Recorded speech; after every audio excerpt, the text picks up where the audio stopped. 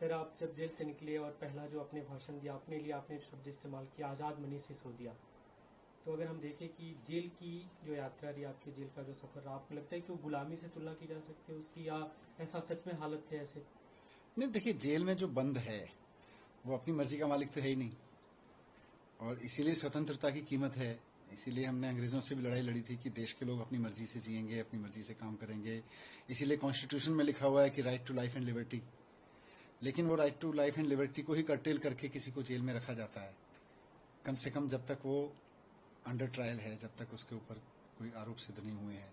केवल आरोप लगाने के आधार पर जब रखा जाता है, तो निश्चित रूप से जो भी अपनी मर्जी का मालिक नहीं है, संविधान के हिसाब से वो आज़ाद तो है ही नहीं।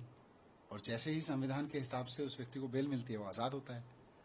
तो इसमें तो कोई दो राय नहीं है कि जेल का जीवन अपनी मर्जी का जीवन तो है ही नहीं।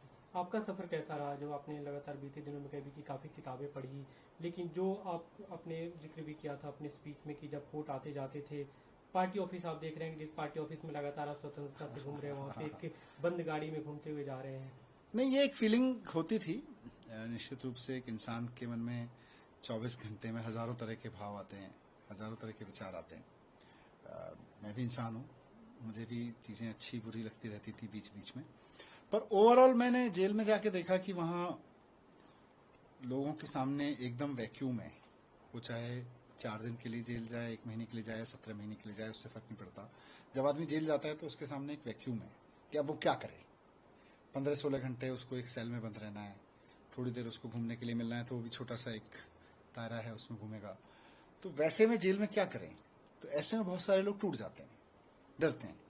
पर अगर हम उसका सदुपयोग करना शुरू कर दें, अगर हम ये सोचें कि भगवान ने मुझको ये समय दिया है, मेरे पास टाइम नहीं था पढ़ने का, मेरे पास योगा करने का, मेरे पास में मेडिटेशन करने का टाइम नहीं था, मेरे पास चिंतन मनन करने का टाइम नहीं था, भगवान ने समय दिया है, मैं पढ़ूं, मैं चिंतन मनन करूं, मैं ध्यान करूं, तो मुझे लगता है कि वो एक अपॉर्चुनिटी हो जाती है। फिर कष्ट है, जेल में जाना मतलब एक संकट का वो बनता है, परिस्थिति बनती है, लेकिन उसी संकट को एक अच्छी अपॉर्चुनिटी में बदलना कि आपने अब तक जितना पढ़ा उससे ज्यादा आप पढ़ लो, आप जितना मेडिटेशन के लिए, भगवान के स्मरण करने के लिए समय देते थे उससे ज्यादा समय दे दो, तो आप फिर उसको अवसर में बदल देते हैं। जी, अब जेल से आने के बाद आपकी जो भूमिका दिख रही है, लगातार आप सक्रिय हैं, अपने लोगों से मिल रहे हैं, इलाकों में जा रहे हैं, अपनी भूमिका आप कैसे देखते हैं अभी जबकि अरविंद केजरीवाल अभी जेल में है? देखिए, पार्टी में मेरी भूमिका लार्जली पार्टी के लीडर्स के साथ डिस्कस करके तय होती रही है। लीडर्स तय करते हैं,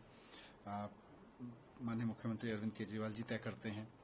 तो अभी पार्टी के लीडर्स के साथ डिस्कस करके मेरी एक भूमिका तय हुई है कि मैं गली गली में लोगों के बीच में जाऊं। कार्यकर्ताओं ने मुझे बुलाया है कि आइए हम आपके साथ में लोगों के बीच चलते हैं, हमारे साथ लोगों के बीच चलिए। तो मैं अलग अलग विधानसभा में जाके दिल्ली की जनता के बीच में जाऊंगा, पदयात्राएं करूंगा, लोगों से मिलूंगा। मुझे लगता है एक पॉलिटिकल लीडर के लिए ये बड़ा सुखद होता है कि वो लोगों के बीच जाए, उसी से उसको एनर्जी मिलती है, उसी से उसको और काम करने की प्रेरणा मिलती है। तो मैं लोगों के बीच जाऊंगा, और अब मैं उम्मीद करता हूं कि सीएम साहब भी जल्दी बाहर आ जाएंगे। लेकिन इससे पहले के समय में जब आप जाते रहे लोगों के बीच में, आपके पास एक पद था, दायित्व था, जो अगर काम कराना हो आप खुद आके कर सकते थे, लेकिन अभी आप डिप्टी सीएम नहीं है, तो आने वाले समय में जब तक सीएम नहीं है, क्या आपको लगता है कि फिर से उस पद पे जाना चाहिए? नहीं, काम करने के हिसाब नहीं, से? देखिए, काम करने के लिए तो सरकार तो काम कर रही है, और सरकार अच्छा काम कर रही है। मुझे नहीं लगता कि लोगों के बीच में जाने के लिए पद चाहिए, लोगों के बीच में जाने के लिए लोगों से प्रेम चाहिए। और मैं कह सकता हूं कि पिछले 17 महीने में मेरे हृदय में, मेरे मन में और प्रेम बढ़ा है अपने दिल्ली के लोगों के प्रति, देश के लोगों के प्रति। तो लोगों के बीच में जाने के लिए तो केवल और केवल प्रेम का रिश्ता चाहिए। कोई पद के रिश्ते से लोग नहीं मिलते, प्रेम के रिश्ते से मिलते हैं, और वो प्रेम है और वो बढ़ा है। आप चाहते हैं फिर से वो जिम्मेदारी संभालना? नहीं नहीं, मेरी कोई ऐसी चाहत नहीं है, मेरी कोई चाहत नहीं है कि मैं सरकार में रहूं, मेरी कोई ऐसी चाहत नहीं है मैं किसी पद पे रहूं। मेरी एक ही चाहत है कि दिल्ली के लोगों को अच्छी शिक्षा मिले, दिल्ली के बच्चों को अच्छे स्कूल मिले पढ़ने के लिए, उन्हें अच्छे अस्पताल मिले, लोगों को बिजली के बिल जो जीरो आ रहे हैं केजरीवाल जी की वजह से, वो बिल आगे आते रहें जीरो। मोहल्ला क्लिनिकों में इलाज होता रहे, जो अस्पताल बने हैं, पब्लिक ट्रांसपोर्ट जो सुधरा है पिछले कुछ वर्षों में, उसमें और सुधार आता रहे। तो ये सारी मेरी इच्छाओं के उसमें है।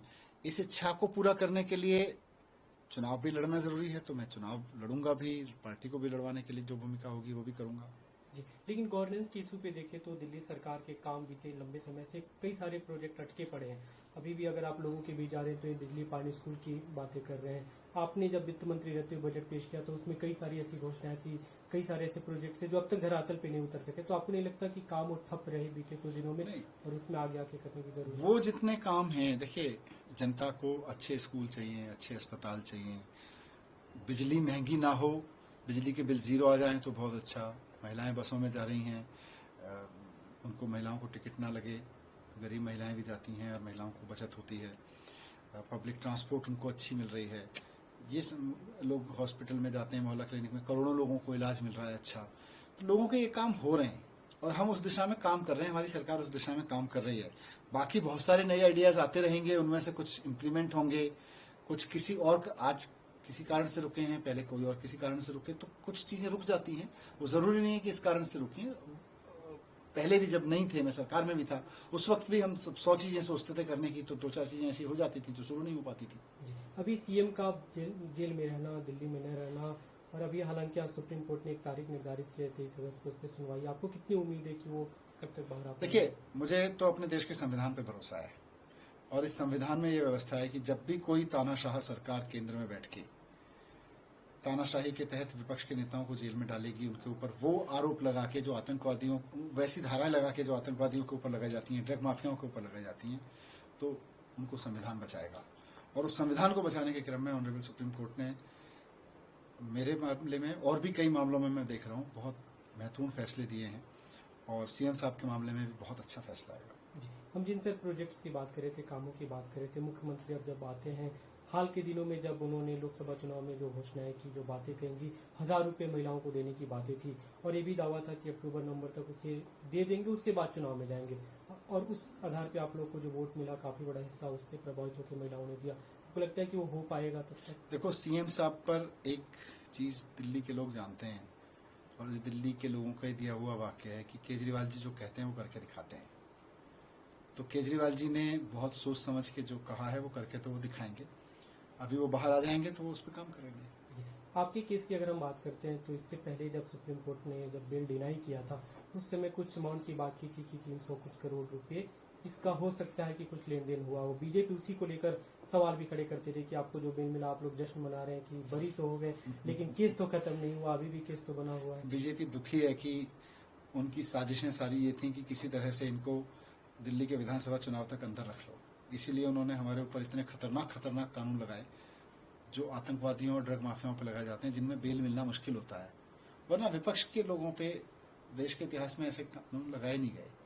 अब वो विपक्ष के ऊपर, पत्रकारों के ऊपर, व्यापारियों के ऊपर वो कानून लगा रहे हैं, वो धाराएं लगा रहे हैं जो आतंकवादियों और ड्रग माफियाओं पर लगाई जाती हैं। तो मेरे मामले में भी बीजेपी दुखी है, उनका दुख और बढ़ने वाला है जब सीएम साहब भी बाहर आ जाएंगे। लेकिन आपको उम्मीद है कि ये केस खत्म होगा? या हाँ, इस केस में क्योंकि कुछ है ही नहीं, तो अब मैं, क्योंकि ट्रायल इसका चलेगा, अभी मामला अदालत में रहेगा, तो मैं ट्रायल वाले क्वेश्चंस का यहाँ आंसर नहीं देना चाहूंगा, क्योंकि ट्रायल के वाले क्वेश्चंस में ट्रायल में ही आंसर दूंगा। लेकिन इतना जरूर मेरा पूरा भरोसा है कि जब कुछ गलत किया ही नहीं तो मुझे डरना भी नहीं है।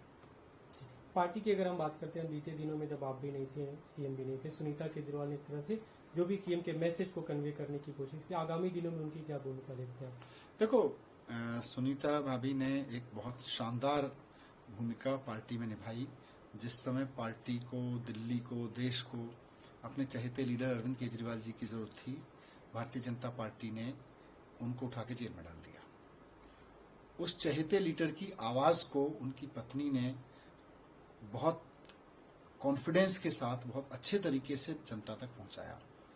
ये भूमिका एक फाइटर की पत्नी की तरह से उन्होंने निभाई और हम सब कार्यकर्ताओं को, हम सब लोगों को, मैं जेल में देखता था तो मुझे बहुत गर्व होता था। तो मुझे लगता है जब सीएम साहब बाहर आ जाएंगे तो उसके बाद उस भूमिका की शायद आवश्यकता नहीं पड़ेगी। उसके बाद में वो उससे पहले भी बहुत महत्वपूर्ण भूमिकाएं निभाती रही हैं, वो निभाएंगी। जी, आपकी अगर हम बात करें, आपने पटपड़गढ़ से चुनाव लड़ा, वहां से जीते, और जब जेल में रहे तब भी खबरें आती रही कि वहाँ के डेवलपमेंट के लिए आपने फंड इशू किया, अभी भी लोगों से मिले। अगला चुनाव भी आप पटपड़गढ़ से लड़ने जा रहे हैं? हाँ, इसमें क्या सवाल है। एक अंतिम सवाल सर, अभी आपने लगातार कहा है कि पार्टी अटूट रही जब आप लोग जेल में थे, लेकिन इस दौरान आपके एक मंत्री भी छोड़ के चले गए, एक विधायक भी कई गए, कुछ पार्षद भी गए, तो आपको लगता है कि कहीं ना कहीं असंतोष की भावना नहीं, बल्कि देखो हमने ये देखा है कि छोटे से संकट में ना, अलग अलग राज्यों में हमने देखा अलग अलग पार्टियों का, कि छोटे से संकट में लोग पार्टी छोड़ के भाग जाते हैं, टूट जाती हैं पार्टियां, उनकी चलती हुई सरकारें गिर जाती हैं। हमारी पार्टी की एकजुटता की मिसाल है कि यार इनके लीडर्स को एक एक करके जेल में डालते चले गए, उसके बावजूद ना तो पार्टी टूटी, ना सरकार टूटी, ना सरकार के काम रुके, बल्कि पार्टी और एकजुट होकर पार्टी के लीडर्स, पार्टी के एमपीज, एमएलएज, पार्टी के काउंसलर्स, पार्टी के कार्यकर्ता एकदम और मजबूत मुट्ठी की तरह इकट्ठे होकर जोर से मजबूत होकर निकले हैं। बहुत सुखद है ये सोचना। कई बार लोग जाते हैं आते हैं, जो चले गए नहीं, देखिए जाने वाले में एक दो लोग अगर चले गए तो उनके ऊपर तो मैंने कहा कुछ तो मजबूरियां होंगी, यूं ही कोई बेवफा नहीं होता। गठबंधन हमने देखा लोकसभा चुनाव में आप लोग करा कांग्रेस के साथ, अभी पार्टी इंडिया ब्लॉक का हिस्सा है, आगामी दिनों में भी ये नेशनल लेवल पे सामंजस्य बना रहेगा, राज्यों के लेवल पे क्या आप लोग साथ चुनाव लड़ेंगे, अकेले लड़ेंगे? देखिए पार्टी इस तानाशाही के खिलाफ, लोकतंत्र को बचाने के लिए, आम आदमी को तानाशाही से बचाने के लिए इस पूरे गठबंधन का हिस्सा है। कहाँ चुनाव मिलकर लड़ेंगे और कहाँ नहीं मिलकर लड़ेंगे, ये अलग अलग स्टेट में अलग अलग तरीके से आंसर होगा।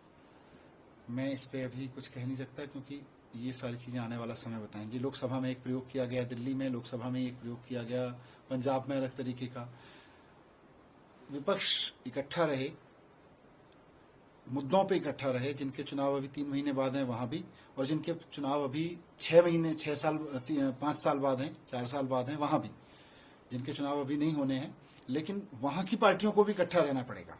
बात चुनावी एकता की नहीं है, बात देश के लिए एकता की। दिल्ली में अकेले चुनाव लड़ रही है आम आदमी पार्टी। ये सब ऐसे सवाल हैं जो अभी मुझे लगता है आंसर होंगे अपने आप में। अभी आप क्यों हेडलाइन खोज रहे हैं कि लड़ेगी कि नहीं लड़ेगी, हाँ करेगी कि नहीं करेगी? मेरे लिए उससे महत्वपूर्ण है कि दिल्ली में तो अभी काम चल रहे हैं, अरविंद जी बाहर आ जाएंगे फिर तय करेंगे। Thank you.